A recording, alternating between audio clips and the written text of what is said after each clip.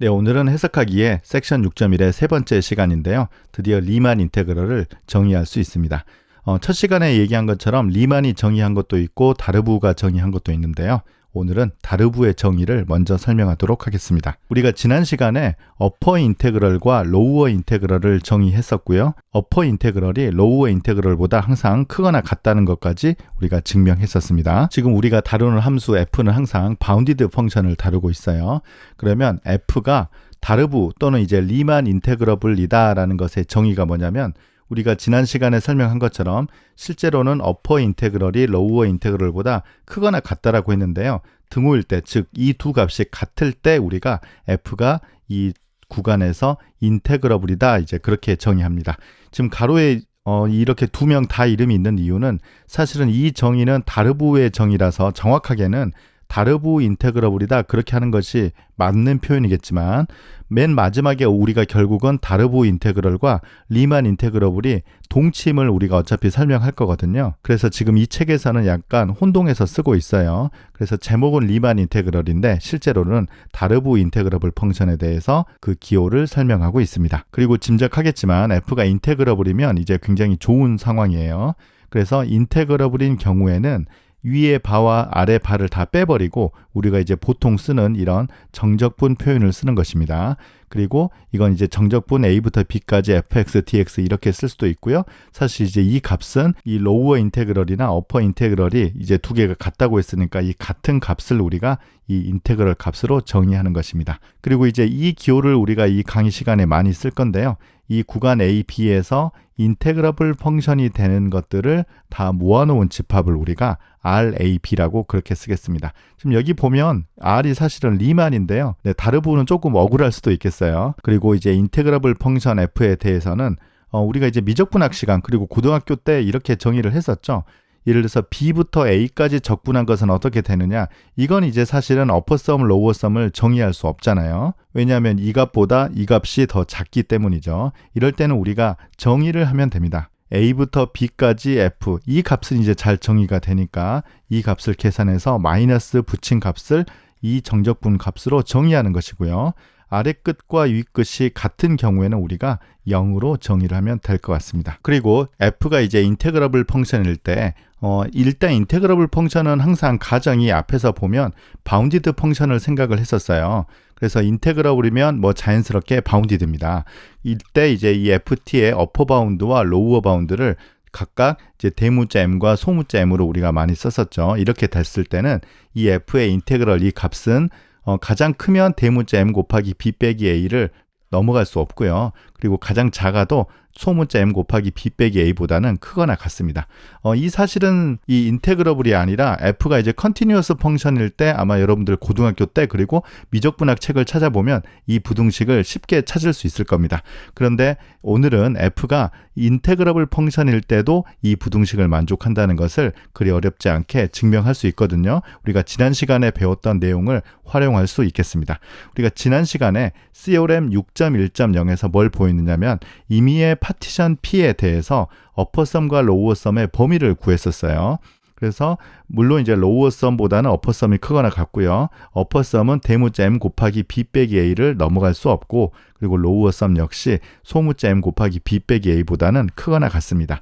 이때 CORM 6.1.4에 의해서 우리가 지난 시간에 뭘 보였느냐면 로우어 인테그럴이 어퍼 인테그럴보다 항상 작거나 같다는 걸 보였고요. 이 값은 이 부등식으로부터 어떻게 나오냐면 이 어퍼 바운드의 인피멈이잖아요. 그러니까 인피멈을 취해봤자 오른쪽은 상수니까 이 값은 m 곱하기 b 빼기 a보다는 작거나 같다는 걸 알 수 있고요. 이쪽도 마찬가지죠. 이 로우어 썸을 먼저 계산한 다음에 수프리멈을 취하면 이렇게 로우어 인테그럴이 됐었잖아요. 마찬가지로 이게 상수니까 이 상수보다는 이 값이 크거나 같겠습니다. 그리고 조금 전에 정의한 것처럼 f가 인테그러블 펑션이면 이 값과 이 값이 같기 때문에 결국은 f의 이 정적분, 이 인테그럴 값은 이 값과 이 값 사이가 된다는 것을 설명할 수 있겠습니다. 그래서 항상 인테그러블 펑션이면 어퍼 인테그럴과 로우어 인테그럴을 계산해서 두 개가 같다. 그 식을 활용하는 거예요. 자, 이제 남은 시간에는 아주 대표적인 예제, 하나는 인테그러블, 하나는 인테그러블이 되지 않은 그 두 개의 예제를 설명하도록 하겠습니다. 그러면 이제 이 두 개를 어떻게 보이느냐? 사실은 제일 처음에 이 함수가 인테그러블이다, 인테그러블이 아니다 그렇게 가르쳐 주면 훨씬 쉬운 문제가 되는데요. 일반적으로 가르쳐 주지 않죠. 그때는 어떻게 판단하는지를 설명하도록 할게요. 일단 함수는 고정되어 있고요. 임의의 파티션 P에 대해서, 임의의 파티션이라는 게 중요해요. 임의의 파티션 P에 대해서 어퍼썸과 로우어썸을 모두 계산합니다. 이때 이 어퍼썸을 계산해서 여기에 인피멈을 취해주고 로우어썸을 계산한 다음에 수프리멈을 취해주고, 그래서 얻은 이 로우어 인테그럴과 어퍼 인테그럴의 크기를 비교를 해보는 거예요. 그래서 이 두 개가 만약 같게 되면 이제 f가 인테그러블이다, 그렇게 이제 결론을 내릴 수 있고요. 인테그러블인 경우에는 이 f의 인테그럴 값은 뭘로 정의하면 됩니까? 이 두 개 같은 값 있죠? 이 값으로 이렇게 정의합니다. 인테그러블이 되지 않으면 스텝 2에서 끝나는 거죠. 자, 그러면 첫 번째 아주 쉬운 예제부터 설명해 보도록 하겠습니다. 이 닫힌 구간 A, B에서 컨스턴트 펑션, 그러니까 함수 값이 항상 C인 함수를 생각해 볼게요.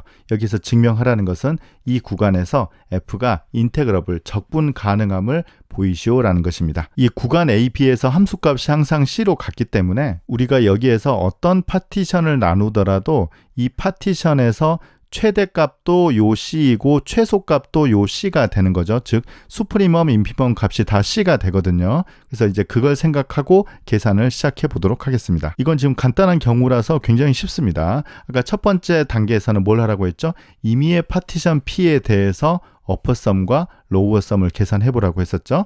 이때 이 구간에 임의의 파티션 P를 생각하도록 하겠습니다. 그러면 아까 설명한 것처럼 항상 똑같은 값을 갖기 때문에 어떤 구간에서도 수프리멈이 C가 되고요. 또 어떤 구간에서도 항상 인피멈이 C가 되는 것을 쉽게 알 수 있습니다. 그러면 이 파티션 P에 대해서 어퍼썸을 계산을 해보면 정의가 이거잖아요.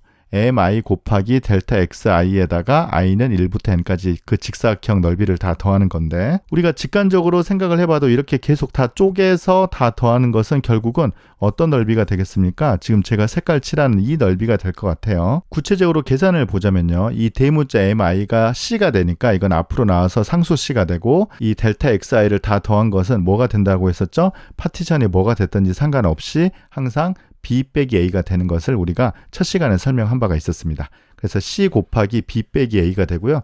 뭐 비슷하게 로우어 썸 역시 여기 있는 소문자 mi가 c가 되기 때문에 똑같은 결과를 얻을 수 있습니다. 그래서 먼저 스텝 1에서는 어떤 파티션 P를 가지고 오더라도 어퍼썸과 로우어썸이 C 곱하기 B 빼기 A로 같다는 것을 먼저 얻었습니다. 자, 두 번째 단계에서는 어퍼 인테그럴과 로우어 인테그럴을 계산하는 것입니다. 어퍼 인테그럴의 정의가 뭐가 됐었죠? 파티션 P에 대해서 어퍼썸을 계산한 다음에 이 P에 대해서 인피멈을 취하는 거죠. 그런데 지금 스텝 1에서 어떤 파티션을 가지고 오더라도 이 UPF가 C 곱하기 B 빼기 A로서 같습니다. 파티션에 상관없는 상수가 돼요. 그래서 이 값은 C 곱하기 B 빼기 A가 되고요. 마찬가지로 로우어 인테그럴 역시 로우어 썸을 계산한 다음에 수프리멈을 취하는데 이 값이 항상 상수니까 C 곱하기 B 빼기 A가 됩니다. 그래서 어퍼 인테그럴, 로우어 인테그럴 두 개의 값이 같습니다. 그래서 어퍼 인테그럴은 로우어 인테그럴과 같고요. 이 값은 C 곱하기 B 빼기 A로 같다는 것을 알 수가 있고요. 지금 스텝 3를 같이 써보겠습니다. 스텝 3에서는 이제 이 두 개가 같으니까 F가 인테그러블이 되고 이것의 인테그럴 값은 C 곱하기 B 빼기 A이다. 이렇게 쉽게 결론을 내릴 수 있겠습니다. 그래서 이 경우에는 이 커브 아래에 있는 이 영역의 넓이가 정의가 잘 된다. 그렇게 이해를 할 수 있고요. 그 넓이가 바로 사실 이 직사각형이니까 B 빼기 A 곱하기 C인 것은 쉽게 이해할 수 있죠. 자, 이제 인테그러블이 되지 않은 대표적인 예제를 마지막으로 설명하도록 하겠습니다. 자, 이 함수는 우리가 해석학 1시간에 배웠었는데요. x가 유리수일 땐 1이고요. x가 무리수일 땐 0. 이 함수를 배웠었습니다. 근데 특징이 뭐였죠? 모든 점에서 극한이 존재하지 않는다. 즉 결국은 모든 점에서 연속이 되지 않은 함수였어요. 그래서 이제 이 함수의 이름은 보통 디리클렛 펑션이라고 부릅니다. 자, 이 함수의 경우 여기에 임의의 파티션을 예를 들어서 이렇게 나눠 보면 여기에서 수프리멈 값은 뭐냐면 여기 있는 이제 이 값이 될 것 같고요. 지금 1로 정의했으니까 이 값은 1이 됩니다. 그 다음에 인피멈은 항상 여기가 0이 됩니다. 그 이유가 뭐냐면 우리가 어떤 구간을 선택하더라도 이 구간에는 유리수 점도 있고 무리수 점도 있다. 그런 사실을 우리가 공부를 했었죠. Density of Rationals에서 유리수가 굉장히 실수해서 조밀하다. 마찬가지로 Density of Irrationals, 무리수도 역시 실수해서 조밀하다. 즉 어떤 구간에서도 유리수, 무리수가 다 존재한다는 것을 우리가 1학기 때 설명했었어요. 그래서 어떤 부분 구간을 아무리 작은 부분 구간을 잡더라도 수프리멈은 항상 1, 인피멈은 0이 됩니다. 이 사실을 바탕으로 설명해 보도록 하겠습니다. 역시 임의의 파티션 P를 선택을 하는 거죠. P를 이렇게 선택을 하도록 하겠습니다. 그러면 조금 전에 설명한 것처럼 유리수의 조밀성, 무리수의 조밀성에 의해서 그 구간에 항상 유리수 점과 무리수 점이 존재하기 때문에 어떤 구간에서도 수프리멈이 1이 되고요. 어떤 구간에서도 인피멈이 0이 된다는 걸 알 수 있습니다. 그래서 어퍼썸을 계산을 해보면 이번에는 이 대문자 mi가 1이 되잖아요. 그래서 1 이렇게 곱해주는데 이 값은 뭐가 되느냐면 아까 설명한 것처럼 b 빼기 a가 됩니다. 이제 로우어 썸 같은 경우는 이 값이 항상 0이 되잖아요. 그래서 항상 0이 됩니다. 그래서 임의의 파티션 P에 대해서 이 경우는 어퍼 썸은 b 빼기 a가 되고요.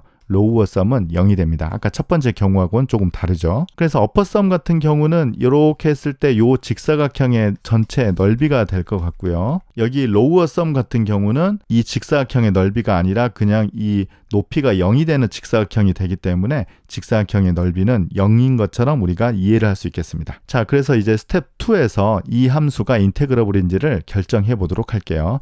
그러면 이제 어퍼 인테그럴은 이 어퍼썸을 계산해서 인피멈을 취하는데 이 어퍼썸이 항상 b 빼기 a가 됐기 때문에 이 값은 b 빼기 a가 됩니다.